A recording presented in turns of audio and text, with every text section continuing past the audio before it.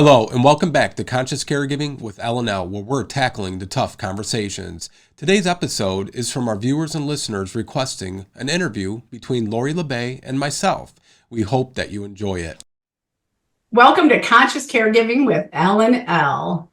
My name is Michelle, and today's episode is going to be a little bit different. I have the honor of interviewing our guest, Lance and Lori, and we're going to flip the tables on them and put them on the hot seat. So, hello, Lance and Lori. Hello. Hi, Michelle. Thanks for being here. Let's start with your backgrounds. Let's talk about how you started, how you got into the senior advocacy space, and a little bit about your backgrounds. Lori, you want to go? Sure. So I had no intention of getting into the healthcare space at all. I was in residential real estate. I had been in healthcare prior, working with developmental disabilities for about 10 years, then went into real estate and worked with seniors and their families for 25 years. But it was actually the senior communities that urged me to step into this space because my mom lived with dementia for 30 years. My dad had brain cancer, and I started sharing some of those stories with families and educational programs I was doing. And the communities just said, people need to hear this authentic, real side of what's going on. And everything is kind of doom and gloom, especially with dementia, because that's the particular space I stepped into. And so I thought about it long and hard and said, I don't really feel like I'm being served as an individual, as a family member, as my mom, through doctors, the organizations that I knew of. It just seemed to be a really lonely journey. And I wanted to be able to connect people to services, products, and tools. I didn't want anybody going through what we struggled with. And so that's kind of how I landed here. Right. I think a lot of people can probably relate to that same scenario. Lance, how about you? Yeah, so mine's a little bit different. I never really sought out or pursued senior care specifically. I was always interested in healthcare, went to EMT training, paramedic training, all in pursuit of medical school, which I was pursuing when, for myself, my career took a dramatic turn. We found out my father needed care, and he came to live with my wife and I. We were newlyweds, and she had just started her career, and I was still pursuing medical school, so I wasn't quite done yet. And he needed 24-hour care 7 days a week. And here we are with very little support, very little resources, and having somebody that required 24-hour care. You quickly find, even at a young age, that it takes quite the emotional, physical, and even a financial toll out of you. And one of the things that always really set itself apart for me during that 2.5 years for that experience was we had one of the best healthcare providers in the country, if not the world, coming to our house 3, 4, sometimes 5 days a week, knowing our situation, knowing what we're going through. And we were never offered any resources, any respite, or even any sort of information where we could seek some of those, resources. And for me, it led me into our family starting our home care company, because, if we're going through this and we have, one of the best healthcare providers in the country coming to our home 3, 4, 5 days a week, and we're not getting any sort of support, there's got to be countless other families out there that are experiencing the same thing. Okay, so it sounds like both of you have personal experience that drove you into this, which is, I think probably most caregivers, they have the experience and then they're driven into caregiving. So how about your drive and passion for it now? I mean, you've both been in the space quite a while. Do you still have the same drive? I can say for me, for the most part, I do. There's a lot more people entering the space, which I think is absolutely fantastic. But I also see that there are a lot of people entering the market just to make money. This is a huge demographic. There's tons of needs. And to be honest, that drives me bonkers.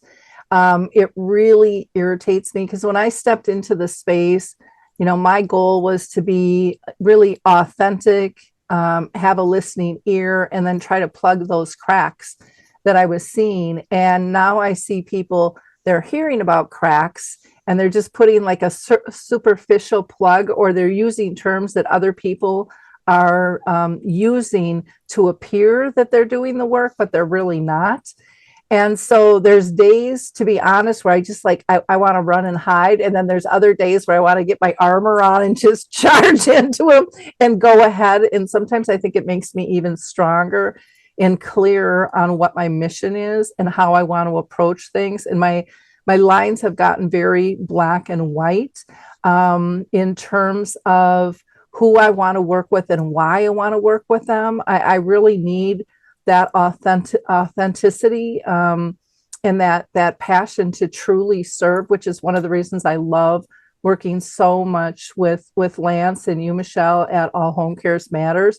You guys get it. You're there for the right reasons, and that's huge to me. I don't think people want to be sold. I think they want help, and they want honest answers. And there isn't one that's going to work for everybody. I don't think either of us are sales pitchy in terms of what we do. We're connectors and trying to make a space for comfortable conversations. Yeah. Thank you for that, Lori. Thank you for a little shout out for All Home Care Matters. Lance, what about you? I mean, I know the pandemic was really the driving force beyond your personal experience. And how do you feel about it now? Yeah, I'm going to echo some of the things that Lori said, with these cracks and a lot more people flooding into the space. When we started All Home Care Matters, it was a result of the pandemic and with us being unable to continue like our community work that we were doing. And one of the things that has really been eye-opening, at least for me, is all the people out there that are opportunistic, right? They're looking at this as there's an opportunity to maybe make money, to gain, fame, celebrity, whatever their case may be, versus, people like Lori and, all the other great friends that we've made along the way who, they've been here before it and they'll be here after these other people. The ones that are in it for the right reasons have staying power. But the unfortunate side to that is, even though there is a great number of people entering the space, and there are not all of them are negative or just opportunistic, there's really good, legitimate people. It's the ones that you want to, kind of raise a flag and warn people about, who may be giving out false hope, false promises, bad information that is really capitalizing on people's situations during a very dire and, stressful, difficult time. That's the part that's, upsetting for me, but it is also very refreshing to see that, the work that, people like Lori started so many years ago has really started to spread, and there's more people becoming advocates and trying to raise awareness and, contribute and help too. Yeah. Well, let's expand on that a little bit. So speaking about the vast amount of people joining the space, how did you two come to find each other and create this conscious caregiving with L&L? Well, if Lori'd like, I'll take that one.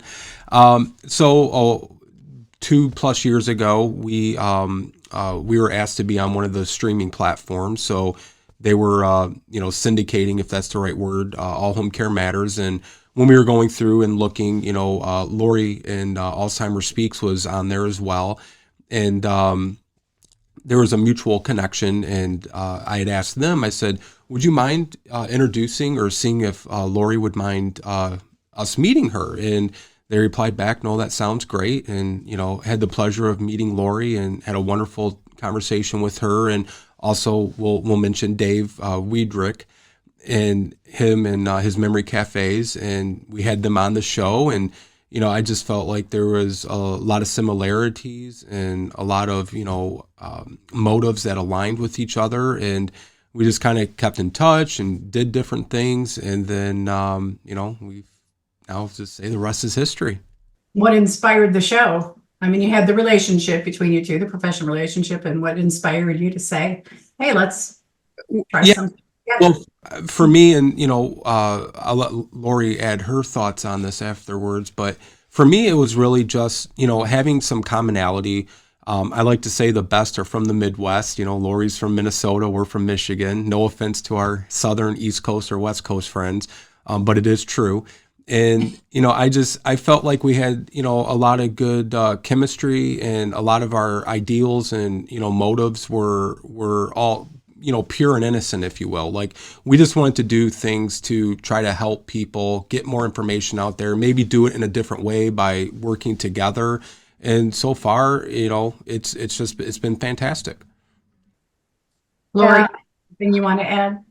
Yeah, it really was kind of a natural thing, because I think our beliefs and our philosophies of truly serving, and in our conversations, we talked about tough conversations. There really isn't a platform that really hits those. I mean, it's kind of like the news, where there's sound bites, of things, and they do it for ratings a lot of times. And that's not our goal. Our goal is to give people a well-rounded platform where they feel comfortable to listen and watch, where they can comment, and they don't feel pushed in one direction or another. We try really hard to, get a variety of representation on our panels. And again, it's not perfect. It never will be. That's just kind of life in general, but that is one of our goals. And we'd like our listeners to know that as well. If they've got ideas for panelists, please let us know, or topics. But we wanted a space, to be able to have this conversation. I do an hour show, Lance does an hour show, but this, we've carved out up to 2 hours, to make sure that we can have this variety of voices heard, not just here in the US, but we also have individuals from out of the country as well. We have people who have actually lived experience. We have care partners, and then we have professionals in all different, genres and things. And I think those, excuse me, I think those perspectives are really important. I have a saying that says, we can't be sustainable if we're not inclusive. If we're not listening to how this particular topic or situation is affecting everyone, we really can't come up with a well-rounded remedy, unless we listen and then we take action, because it changes our perspective of what the needs are and where the priorities lie. And to me, that's the critical piece that I think so often is missing. Yeah, I would agree with that.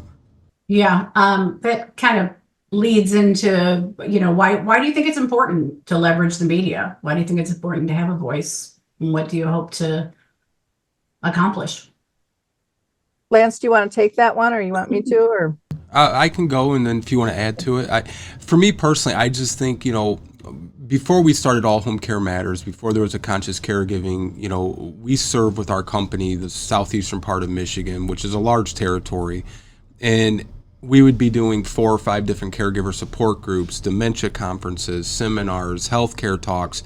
And I do believe if you help one person, you've done your job. But when you're spending that amount of time and that much effort in trying to reach those people, I feel like you're not reaching as many as you can if you are doing it through like a media platform like, Alzheimer Speaks Radio, or, All Home Care Matters show, or Conscious Caregiving. And you're just multiplying the amounts of people that you're being able to directly affect and hopefully help with some information that they may not have been aware of.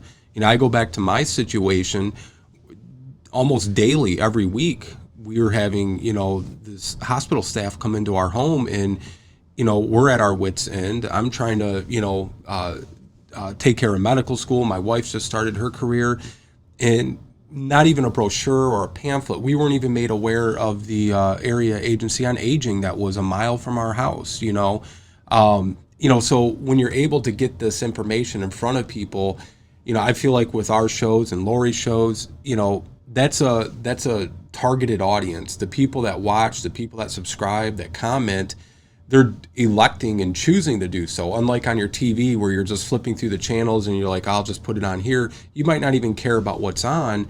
But when you actively seek out a show or a topic, it's because it's of interest or something that may be of benefit to you. So I just feel like it's so much more powerful in how it can have a lasting positive impact on these families and these caregivers. Yeah. I would agree on that. You know, when I stepped into this space originally, multimedia was really important to me because I always felt, you know, everybody learns different. We all know everybody learns different. So why aren't we tapping into audio and video and all these other different types of modes? I really kind of thought it was asinine that hadn't happened yet. I mean, it's not like these problems that we talk about just, you know, came to surface. They've been here a long, long time. And I think it's out of change. You know, so many people and organizations don't like change. And I kind of thrive on it.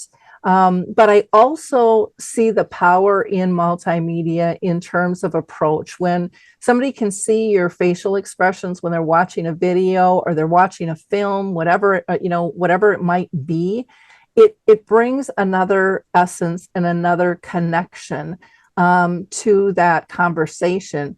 If you know it or not, you're picking up on different types of communication.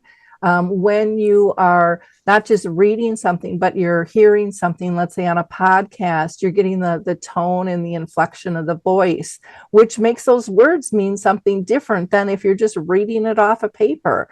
And so I think what I love about multimedia is it brings the emotion and the passion, or you know, the sadness, the laughter, whatever it is, it makes it more pronounced in terms of what the needs are. And I think especially in healthcare, and I think this kind of goes for pretty much everything we do, but in healthcare in particular, we have this, there's kind of this wall up that people believe they're not supposed to show emotion.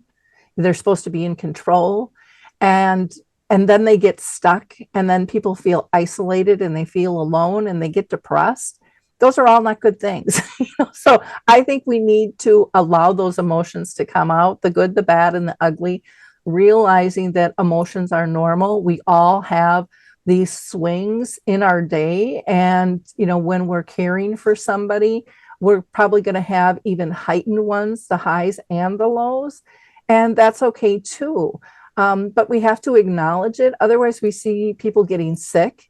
We see people acting out inappropriately because they just crack and pop. And all of a sudden it's like, where did that come from? And it's like, because they've been trying to be a perfect person for you, you know, to pretend in this false world.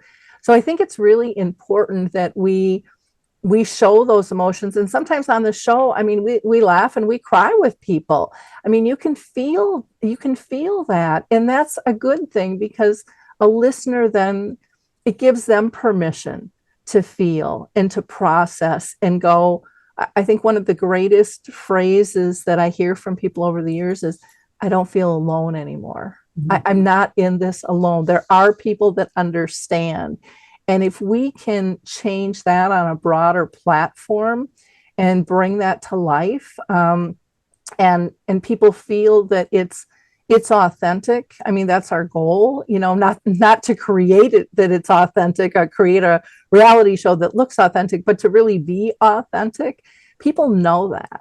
Mm-hmm. And it's not a sales pitch. It's not, you know, we can fix everything, but let's at least start the conversation. Let's get you some resources. Let's get you some insights from different angles, and let's bring it home so you can go talk to other people now about this and not be afraid. To me, that's what media does on many different levels. And, you know, again, the other thing, I guess, with media, and we see this all the time, and I get this from people too. Oh, Lori, you know, you should really, your show should only be, you know, 10 minutes long, you know, 5 minutes long. Get on TikTok, you know, go for seconds. And I'm like, I don't want to do sound bites. I want to have real conversations. And I think that's what media allows us to do if we choose to use it in that avenue. And that's what Lance and I have chosen to do, is have real conversations with real people at all different levels around the world, to really try to analyze what's going on, and not just this is bad or this is a problem, but these are some possible solutions. And you know, it's about giving hope that things can change. No, I think that's great. I think that's all very good reasons to use the media in a world where it's not always used for good. Right.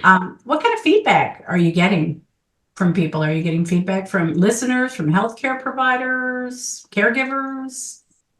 Anything anybody wants to share? Sure. We get a lot of comments on the videos, to the point where I get kicked off from being able to comment back and reply. The algorithms must think that I'm a spammer or something. And I'll text Lance going, they cut me off again. I can't reply to people because we get hundreds of people making comments, and, and seeing those comments tells you they're actually listening and watching the show, and it's having an impact. And to me, that just fills my heart. I love being able to see that. I love reading their comments about their own personal experiences. And we do get not just families, but professionals talking about these topics as well, and suggesting topics, which is great. We have a running list of topics, and every time somebody writes something down, I add it to the list. And we prioritize what we're going to do when. And to me, it urges me on personally to continue this type of work. I think it's really important. How about you, Lance? Well, I was going to say, just recently, Lori had sent me a text that one of our former guests who lives in senior living has been using our Seniors and Scams episode as an educational tool for all the seniors that live in the senior community, which to me, that's the greatest feedback we could get, because now, just like with any of our videos, it's evergreen, right? Unless laws change or policies change, a lot of our topics, if not all of them, could be watched a year from now, 5 years from now, and the same will still apply. So they should have a lasting, positive effect on families and caregivers for years to come.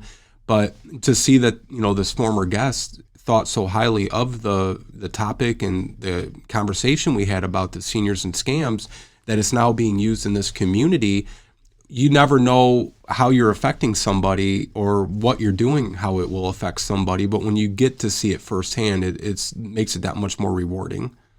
Well, and what John said, which I thought was really interesting, he said every activities director or life enrichment department should be utilizing these within their community. Yeah. He said these are fabulous.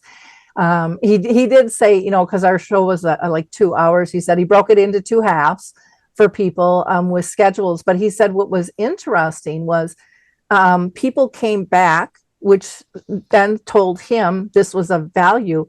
But even more so, they came back with others that were interested because they had talked about it. So the group actually grew. And I thought that was really fascinating and made me just feel proud, too, of our work. Absolutely. That's great. And that's probably a little surprising. You probably, when you created it, didn't think it'd be used as a teaching model for people. I hadn't thought of it. Yeah. Okay. I was just going to say, I hadn't thought of it being used that way. I could see how it could be, but it wasn't, on top of mind that it would be. Yeah, I know with Alzheimer's Speaks years ago, I can't even remember what hospital it was over in the UK had reached out to me for some of the videos that I had done and said, can we, we want to use these for training. What do we have to do? I'm like, click on it.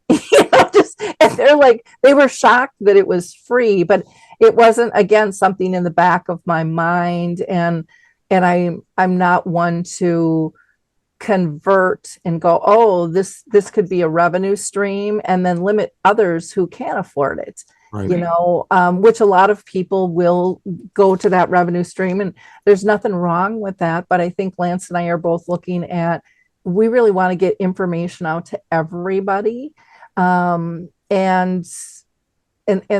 that's really a priority for us, and to make it simple. So again, they can watch the video or they can go to the podcast platforms and listen to it there, because everybody likes to learn different. And, right. And then I'm just amazed at just about every one of our shows, the amount of resources that we gather from our panelists for people to be able to dive into deeper is just incredible, because you don't know where to go, and sometimes you don't even know what to Google.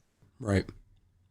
Well, you guys have had some amazing panelists and have given such a wealth of information that I think has even led to future episode topics. So it just keeps going and going. Anything else that surprised you guys about doing either your own shows or conscious caregiving together? Go ahead, Lori. I'll follow you. I just, I think people want to listen at their own pace. And I think they, again, I keep going back to this authenticity, but they want to hear true stories from real people. They don't seem to want something that's manufactured or a sales pitch, but they want to have these conversations, but they don't even know who they can talk to them about, because so often, they don't know, like I said, who to Google. And with their own family and friends, a lot of people just don't understand on a deeper level what they're going through. And I think we bring that through by bringing panelists who really get this and are involved in various levels to give insights to. And I don't think that's ever going to get old. I think that's always going to be a need. Yeah, I agree. I know. Yeah, I was going to say, well, first and foremost, I want to go back to, Lori here and meeting her. I have the highest admiration and respect for Lori. I tell people all the time, and I tell Lori this too. When I think of influencers, difference makers, pillars of our senior care community, Lori is definitely one of those pillars. I mean, she's been doing this, and Lori can correct me, since the late 90s-ish, right around there. And I mean, she has seen things come and go, trends come and go, but she's remained the same and has remained, consistent in who she is and what her values are, which, for me, it's just a great honor to know and work with her. But as far as what has surprised me, there's so many things, but I just want to touch on a couple just personally. One, we had the opportunity to interview this mother a couple of years ago on All Home Care Matters, whose son was born with Williams syndrome. And she had never shared her story publicly, had never talked about it. It was very private and very intimate for her, as I can imagine, being a parent. But she just felt really comfortable with us and wanted to share her story for the very first time. Now, her son was born with this. He was now in his early 20s, and so over 20 years, and she's just now wanting to talk about it. And I think part of it might have been healing and therapeutic for her, but I'm speaking for myself, not her. I'm just imagining that might have been some of the motives. But she also wanted to help other mothers and parents who have children that were born with any sort of special needs or disability. But the one thing that really struck me about her story was her resilience as a parent. I have young children, right? And, I'm imagining, having to experience that, but I'm also the child with parents. And so what she had done with her son was she never told him he was any different than any other child in his community. And they lived in a small village town in Australia. And he went through his entire childhood, academic years, never knowing he was anything different than the other kids. And she said, I never told him. And so as a parent, I'm thinking, would I have chosen that same route as a parent for my children? Now, you get an answer to that, whether it's yes or no, but then I put myself in the perspective of the child. Would I want my parents to tell me? And I've never really come up with a satisfactory answer to that, whether I would tell my kids or whether I would want to know if I was the kid. But the point of that is, it was just very meaningful to me personally that she had felt I was comfortable to share her story for the very first time publicly ever. And that just really meant a lot. And I take that confidence and trust very seriously. So we always want our guests, to only talk about what they want to talk about. And it's going to be done very tastefully and respectfully. But the other thing that kind of surprises me is the success of the show, whether it's Conscious Caregiving or All Home Care Matters, or, maybe for Lori and Alzheimer Speaks. It does surprise me in the sense that, why would it be successful? Because if you're getting the information and the resources and the support from your community healthcare providers and support system, there would be no need for a show like All Home Care Matters or Conscious Caregiving or, Alzheimer Speaks. So that in a way is surprising, but it's a little depressing too, to be honest with you, that here we are in, 2023 going into 2024, and people, Lori can speak to this for her experience. To the person, we still talk to people daily, and Michelle, here at the offices, right, where they're not given any help, they're not giving any resources, any information to help support them in their caregiving for their loved ones. And that to me hopefully will change in the future. Yeah, that has been a surprising thing too. And it's like, Ian Kramer on All Home Care Matters, who said it's diagnose, adios, and they're just kind of left on your own. Here's your next appointment. So I think that's why they're looking, to you both for some expertise and help, and it goes a long way to make them feel like they're not alone and give them those resources. So. And Yeah. one more thing, Lori, real quick. But the flip side to that, though, too, Michelle and Lori, is it's also scary for me, and probably for the both of you as well, that these people are going to Google or YouTube, finding shows like ours. What if we had ulterior motives? What if, like, we had a company recently propose to be on our show, All Home Care Matters, offering us a whole bunch of money, and they want to discuss the cure for Alzheimer's that they're selling? So what if a family falls prey to, a show that is got bad motives and is not, operating in good integrity, and they're promoting these, I call them witch doctor, snake oil products and, promises, and you're preying on the naiveness and, ignorance of these poor families who are already dealing with a very difficult situation, and you're taking advantage of them. That's the other part that is the negative to it as well, right? Is know your resources, trust who your resource is, and, just proceed with caution. Yeah.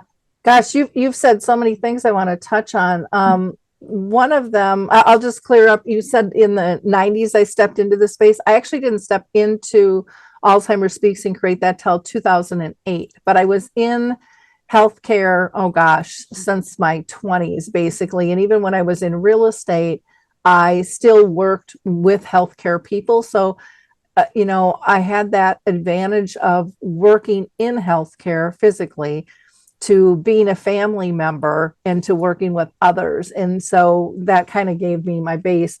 When it comes to the comfortable platforms, and like you said, the honor of this woman sharing her story for the first time in 20 years, I mean, those things are amazing.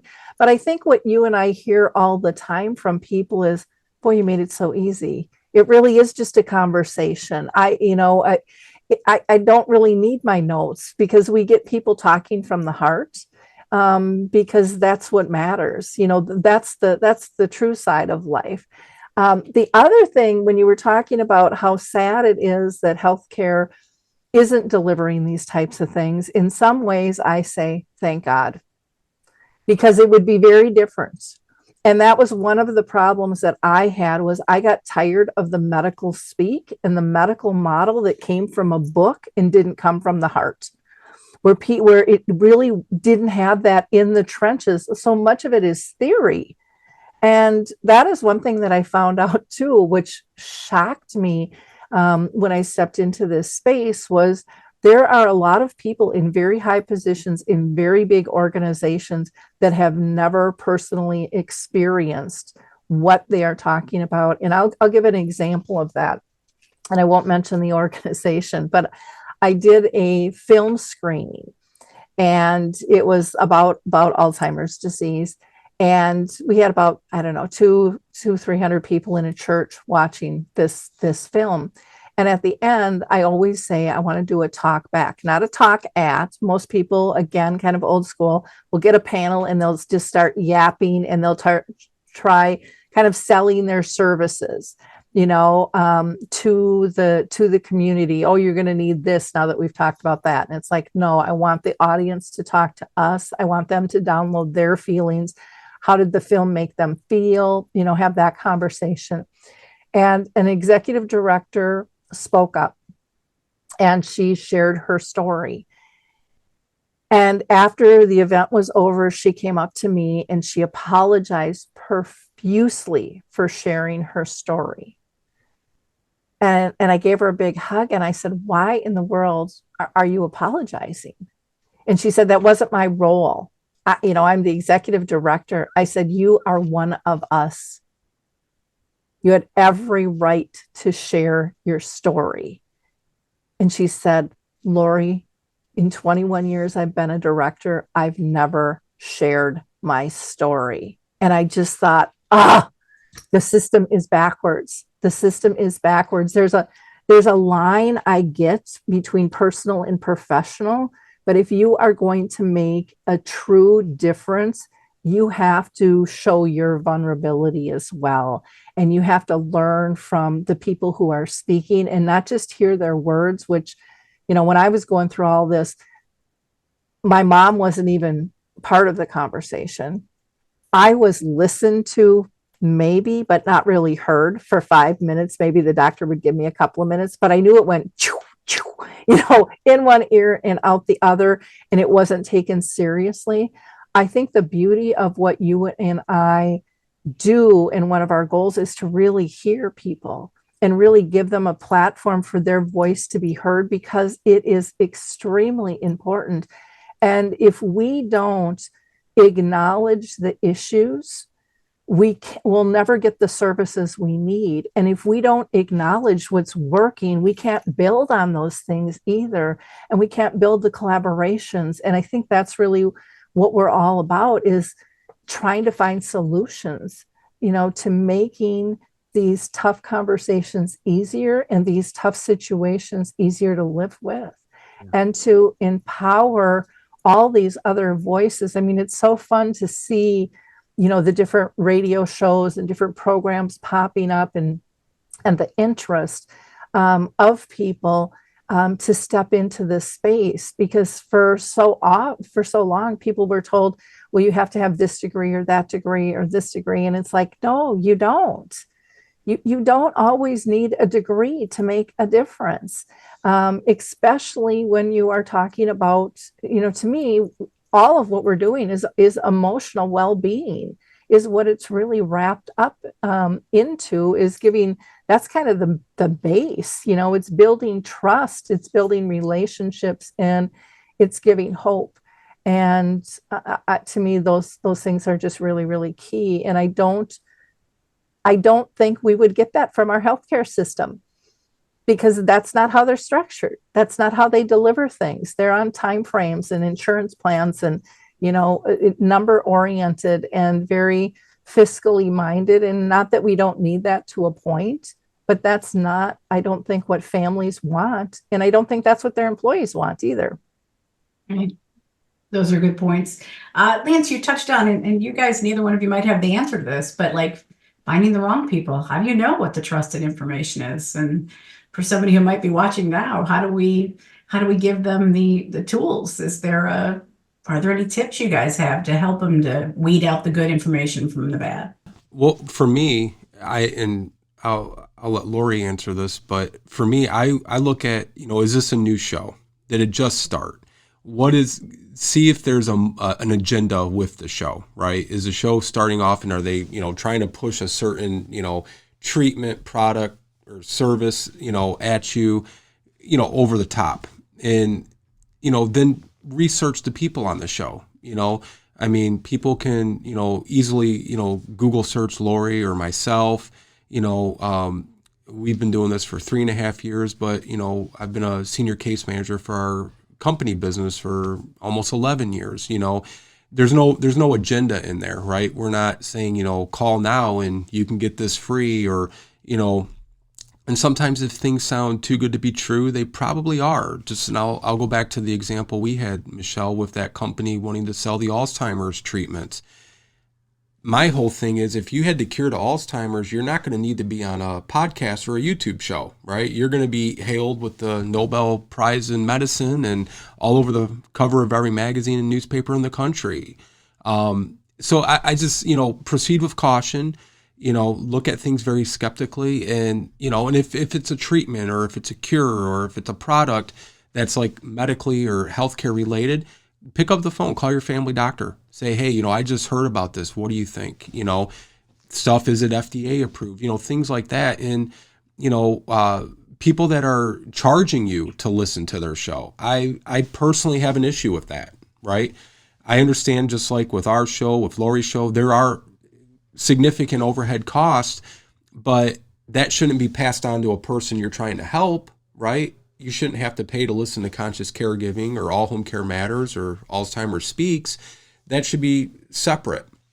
So, look at things like that. Is money kind of at the forefront of the purpose of that show, or, that person, talking, and then just make a value-based judgment off of that. I'm not saying every show that charges or has products is bad. Don't misunderstand me, but you just have to be very, very careful, because there are, unfortunately, we all know of them, shows out there that are promoting and selling things that they really shouldn't be, but they're doing it because they have, an agenda of a financial gain, where, Lori and I, we're truly, altruistically trying to help families in support of their time and need, and maybe give some value to make it a little easier for them. We don't have the answers or the cures, but we at least know of resources. And I love, for me, the bottom line, Lori mentioned this already, for me, it's letting people know they are not alone. We run a support group now in one of our local communities. Sometimes there's one person there, sometimes there's 8. But that 1 or 8 people that do attend, they know in that community and in that group, there are other peoples going through similar situations. But for somebody that might live in Australia or, in the farmland, who happens upon our show, they might not have that community center that has a support group. So they probably do feel alone. They might not have a family member or a friend who has gone through that caregiving journey. So I always say, yeah, they can understand and listen to you, but they can't truly understand what you're going through if they haven't been through it. But everybody on our show has been through it, if they're a family caregiver, or they at least specialize in it in the healthcare capacity of some nature, whether it's social work or, a dementia leader, or, people that are in the industry. They understand what these families are going through because they live it, they breathe it, and, it's their profession and their experiences. Yeah, I would definitely agree with all that you said. I think it's just so important for people to feel free to ask other people, what do you think? What have you heard about this? And, Lance, you had mentioned, is it FDA approved? Well, even, and I'll just use the Alzheimer's drugs here that were approved, in this last couple of years. I mean, there was a big, and there still is a big ruffle of, was that done appropriately? Are these really safe? And so even with that, we're seeing some of our systems collapse that we used to take for granted as giving us good, solid information. There's questioning with those things. So know that not everything is for everyone. And to think, is this going to help us? Is this worth the risk? Is it worth the cost? Is it worth the time? And what does my person think that I'm caring for? Have them be part of the conversation. And then the other comment I wanted to make was when you mentioned support groups, and you said, there might be 1, there might be 8 people. But what people don't talk about, and what is not really trackable, but I think is really important, is the ripple effect of those groups. Absolutely. And that one person goes home with that information, and it affects their family, right, and their friends, because they're going to act different. They might have different insights. They might have different conversations. They might spread the word. And I think that's one of the things that really isn't tracked. It isn't really talked about, but any type of chronic illness or illness in general typically affects more than just the patient. And we need to be able to have these conversations, and we need to, I think, encourage people to spread the word. I always ask my listeners to be a giver of hope. Like, click, and share, not because I track the numbers. Those have never meant anything to me at all. But it pushes out, like you mentioned, Lance, all of our information is evergreen. And there is always somebody new coming into this fear of kind of dysfunction where they're feeling alone and they need help, and it's out there. And I guess I didn't realize the power of that until this was kind of early on for me, but ShareCare had recognized Alzheimer's Speaks as the #1 influencer online. And I just thought, well, how could I beat out these large organizations? And, I asked them, how are they tracking stuff? And everyone kind of tracks by Google. And they said, oh, no, we go way past Google and we look at the content, we look at the likes, we look at the clicks. And most importantly, they said, we look at the shares. And the shares aren't something that we hear a lot about all the time. And they said they stopped at like 75 to 80 deep. And they said, we've never seen anything like that. And I'm like, well, of course you had to. I mean, this is an evergreen thing. There's always new people. And I don't know about you, but for me, sometimes I like to read things or see things more than once. My brain just needs that refresher course. And, that's the power of being a giver of hope. That's the power of utilizing multimedia and having, this network that's been created on the internet to have things easily shareable. And I think people need to understand the power and the hope that they can give to others. And again, I don't want you clicking and sharing stuff that you don't believe in, but if you think something's good, share it. Don't keep that to yourself. And I think we have to empower people to understand that they can do what you and I do. They can be a piece big or small. It doesn't make any difference. It all matters. And together we're all better. Absolutely. Yeah, so many good points. So the Alzheimer's drugs being approved, maybe just think about this unrelated, but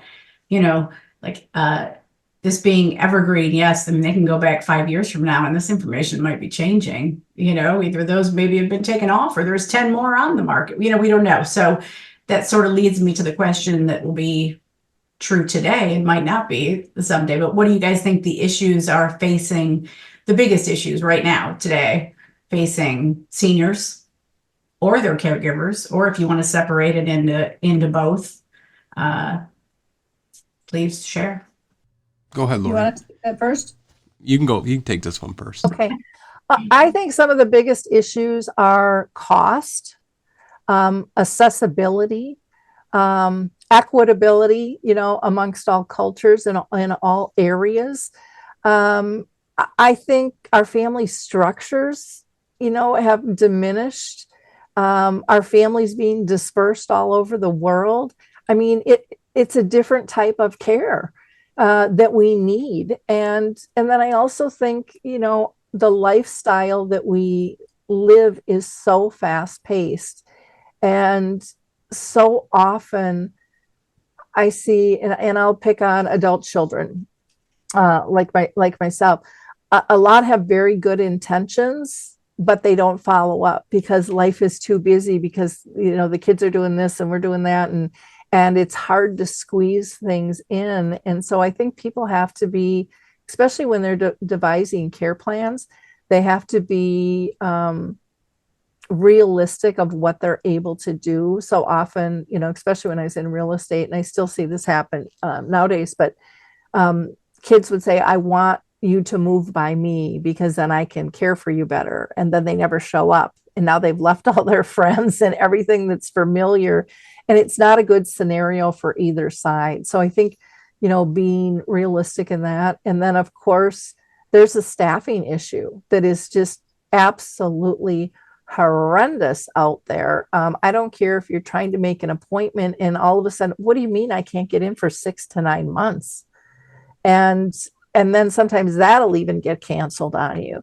And then you need a follow up and you're another 3 to 5 months out, getting a diagnosis, getting testing, and then getting follow up is so critical. And I think that's, again, where what we're doing helps fill in some of the gaps and lets people know that they're not alone, or maybe gives them some workarounds. But the issues are vast and many, and staffing and finance, and I think culture in general are probably, to me, the three biggest. When in culture comes that loneliness and depression as well.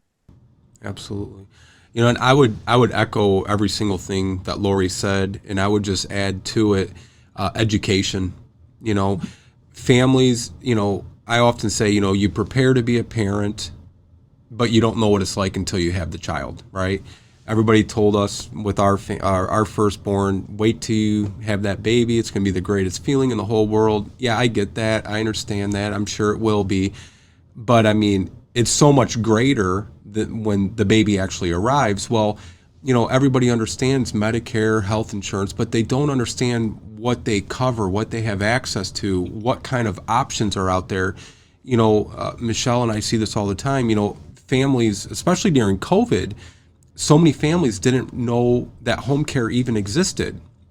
So what they're doing, they're going to the nursing home, standing at the window in the middle of the dead winter here in Michigan. Maybe there's 6 inches of snow, and they're waving and trying to communicate to their loved one through a window at a nursing home. That loved one could have gone home because they were medically cleared, but they didn't know that that was an option for their loved one. Several families did do that, but families don't know about, you know, adult foster care, you know, and I don't mean foster in the sense of like foster care for children, but, you know, these beautiful homes that get modified where there's 5-6 beds for a senior to live there. They have a couple of caregivers on staff. That might be a better option for your loved one than putting into a large, overwhelming community where they're going to get lost in the shuffle, feel even more alone and isolated rather than a smaller, intimate setting. Or maybe home care is the right option for them. You know, having that one-on-one care and customizable care to their needs. They get to stay in their comfortable, familiar surroundings. Or maybe they do need that nursing home. The problem, though, oftentimes originates with, you know, going back to healthcare, Lori, to your point, when they're getting discharged, well, we're going to just send mom to the nursing home because there's no one at home to take care of her. But and we've had this happen where families will say, well, no, she has home care at home. And the doctor's like, oh, well, then, yeah, by all means, she should go back to her own house. Well, if the family doesn't have that support in the home, let them know they could get that support in the home, but that there's that that gap in communication. And even with like your DMEs and your durable medical equipment, I've told this story maybe on Conscious Caregiving before, but I'll repeat it for this episode. You know, we had a gentleman who he was a retired UAW worker here being in Michigan. You know, we have the UAW headquarters in Detroit. We went and gave just a small 25 minute educational talk to all the retirees. We were a guest of the head of the UAW because we're good friends with the secretary. And afterwards, you know, people are coming up, asking some questions, and, you know, we're happy to answer them. Well, the next day, we get a call from this gentleman who is in his 60s. He and his sister both retired from one of the big three. And he just said, hey, could you guys come meet with us at our mother's house?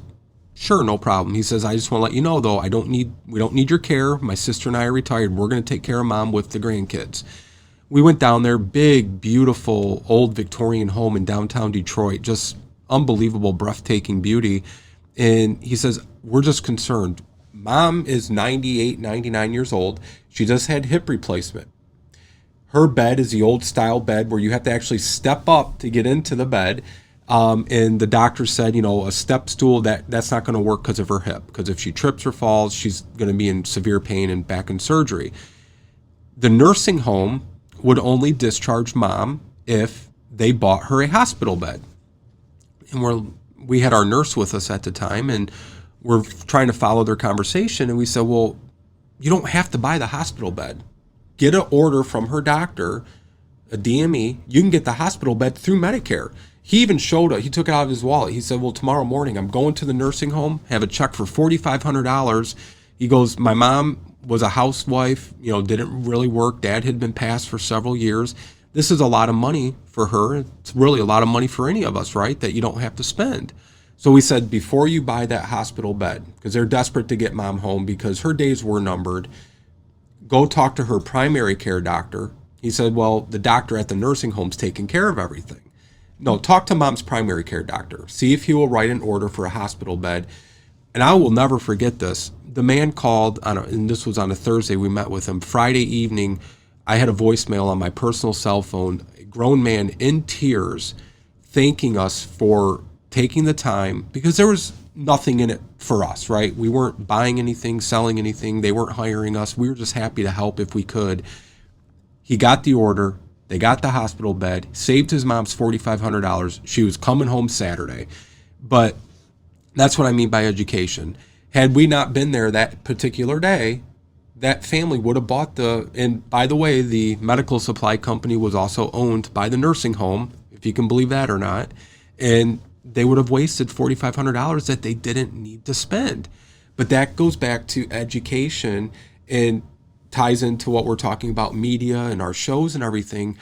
We're giving these families this information that hopefully will resonate and reach the people it needs to reach, so that, the people we can't have that face-to-face interaction with, they'll avoid buying that hospital bed because they heard something on our show, or, they know about licensing and, what Medicare will and won't cover, and all these different resources that we talk about on Conscious Caregiving with L&L, and just helping them in some way. Or maybe they hear something and have a friend or a family member who's going through it, and they're like, oh, hey, they need to hear this. And they, like you said, Lori, they share it with them, so that's what I hope comes from it.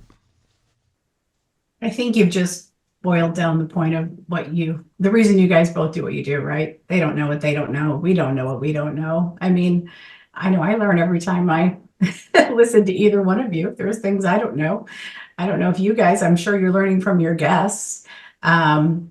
So you're never going to run out of topics, clearly. But what can we expect you guys to tackle on Conscious Caregiving in 2024? Well, we've lined up our next 6 shows, which is pretty exciting. So in January, we are going to be talking about the bureaucracy of care in seniors. And I think that one is going to be, we could talk for a week on this one. I mean, there's so many directions to go. February, we're going to kind of tie into Valentine's Day and talk about love and kindness and seniors. And then in March, we're going to hit up, community living. What does that look like? And try to explain all the different types of community living that is out there, because that can get just way, way confusing in and of itself. April, we're going to talk about legalities in seniors and, protecting your assets and healthcare directives and things. And then in May, we're going to talk about mental health. Mental health is key, not just for the seniors, but for everyone. And then in June, we are going to be talking with dementia influencers.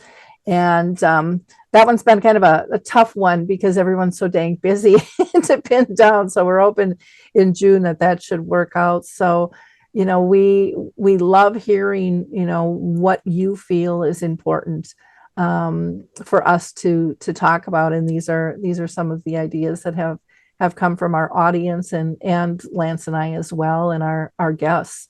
And, like you said, we don't see an end near with this. There are so many topics to be had. And even if we did a topic, we could do the same topic the following year and cover different aspects of it, because these are tough topics. They're huge, and they're kind of all I can't say the word, encompassing. You know what I mean? All encompassing, yes. Thank you.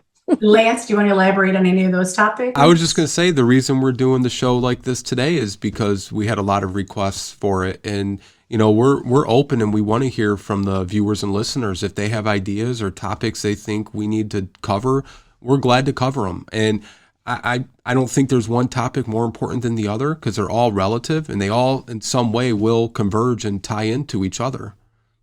Well, and that's my next question.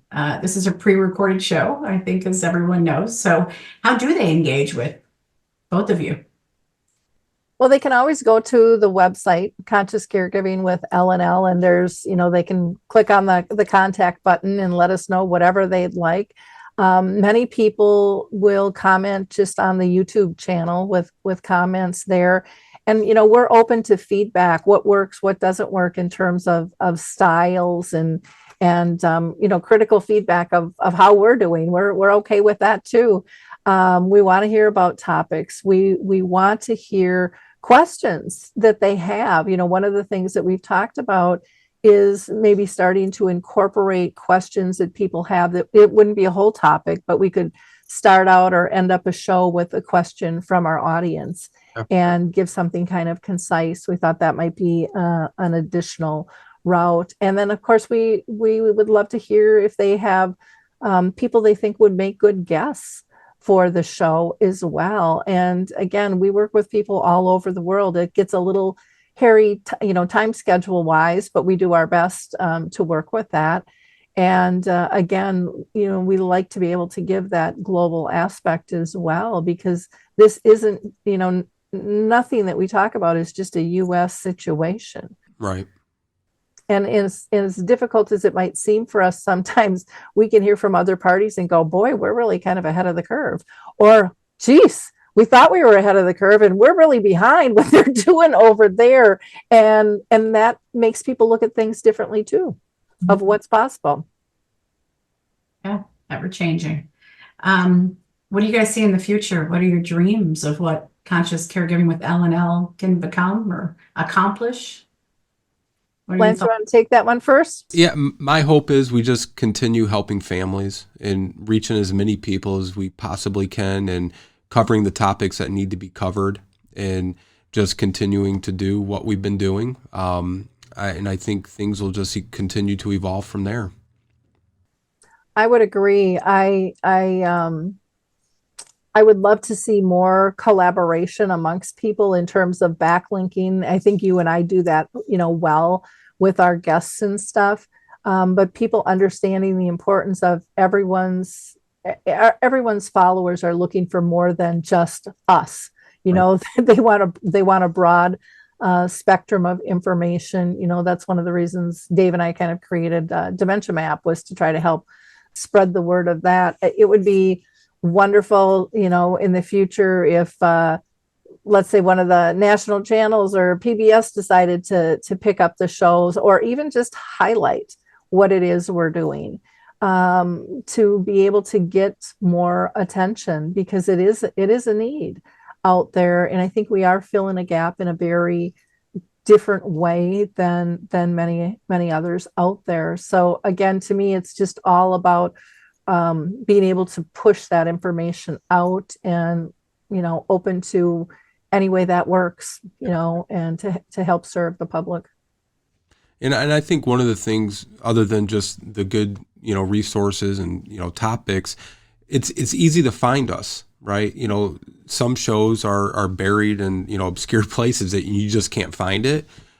So when you go to Google, you can go right to our website. You can go to Lori's website, to All Home Care Matters website, or just go on YouTube, and it's right there in front of you. It takes very little effort, which I think helps, with popularity and success of the show as well. Agree. And we don't have, for some, they have many different handles for the different places, so on Facebook we're this, and on Twitter we're that, and on YouTube we're this.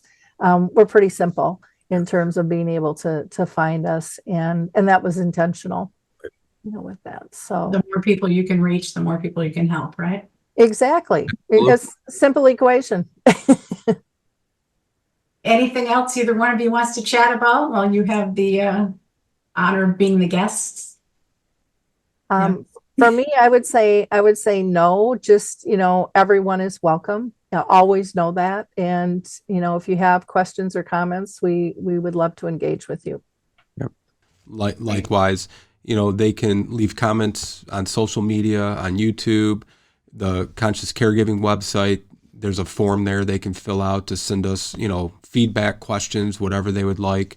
And either Lori or I will respond to it, and we'll just look forward to continuing to help as many families as we can. Wonderful. And I would say professionals too, because I think professionals, yes, get a lot out of this as well. Yeah. Well, thank you both for your time, and thank you both for doing what you do, and continue to get the word out and help everybody. Well, thanks for hosting today. Yeah. Thank you to Michelle. We'll have a poll up to see if the viewers and listeners want Michelle back to help co-host in the future. No, please don't. Thanks, you guys. This is Thanks, good. everybody. Thank you, Michelle. Thank you for joining us here at Conscious Caregiving with L&L, where we're tackling the tough conversations. We look forward to seeing you again next month.